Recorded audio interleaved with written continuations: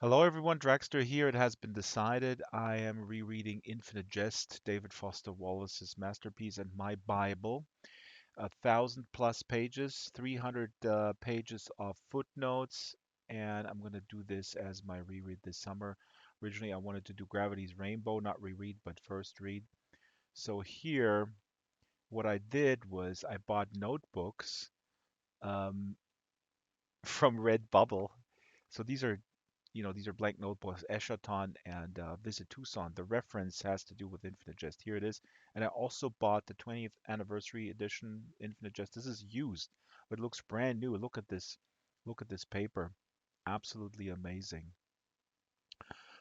This one came out in 20th anniversary, 2016, right? So this is used, very affordable. Here's the page count. But Infinite Jest is, you know, more timely than ever. If you want to read along, please do. I cannot promise. Oh, here's my old. This is my original version. It fell in the water once. Actually, it was in the backpack and my son's water bottle exploded. Here again is the Visit Tucson. Here's one of the wheelchair assassins, and the other person is a secret agent. Eschaton is a kind of a war game that they play at the Enfield Tennis Academy. It's an elite tennis academy where youth is treated like racehorses for the enjoyment of their parents who want them to succeed. And of course, there's coping through all sorts of things: drugs, sex, very little rock and roll. And that is contrasted in the book with the halfway house, the ended house. It's a brilliant, brilliant book with really the major important themes that arguably uh, can be tackled, in a short story and a novella. But David Foster Wallace chose to tackle it in a 1,000 plus page book. So, so many books, so little time, especially when they're that big. I encourage you to pick it up and I encourage you to contact me if you are reading it, um, and if you have questions.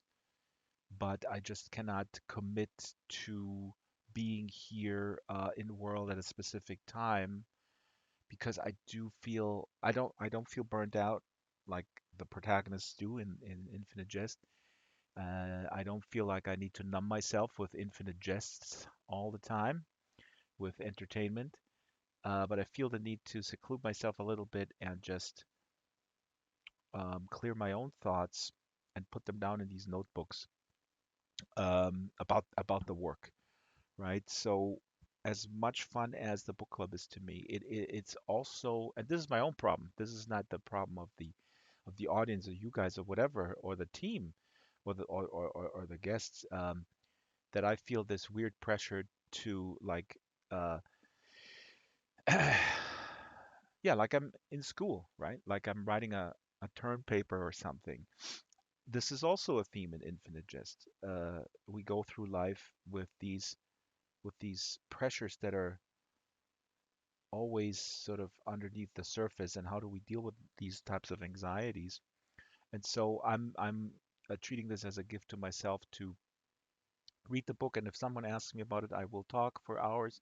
But I don't want to be teaching a college course. Nobody's, again, this is totally homemade. I'm not saying that you guys are ask me for this or whatever. I know that there's a few people who were messaging me said, "Oh, what are we gonna read like as a book club?" And a book club is super fun, and we all read along and we all do it in parallel. But like I realize I cannot commit to that. So please pick up Infinite Jest and don't be intimidated by the size. Here's the videotape, by the way. This cover, I love this cover. The eye in the videotape.